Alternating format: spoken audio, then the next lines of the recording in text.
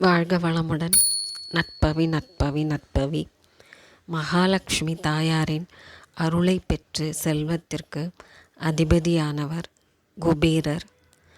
அவரின் கருணையை பெற சொல்ல வேண்டிய மந்திரம்: குபேர லோக நாயகனை போற்றி, குன்றாத நிதி அளிப்பாய் போற்றி, கேட்டவரம் அளிப்பவனை போற்றி, கோடி நிதி அளிப்பவனை போற்றி, சங்க நிதியை பெற்றவனை போற்றி, சங்கரர் தோழனை போற்றி, சித்திரலேகா பிரியனை போற்றி, சிந்திப்போர்க்கு அருள்பவனை போற்றி, சீக்கிரம் தனம் அளிப்பாய் போற்றி, சிவபூஜை பிரியனை போற்றி, சிவபக்த நாயகனை போற்றி.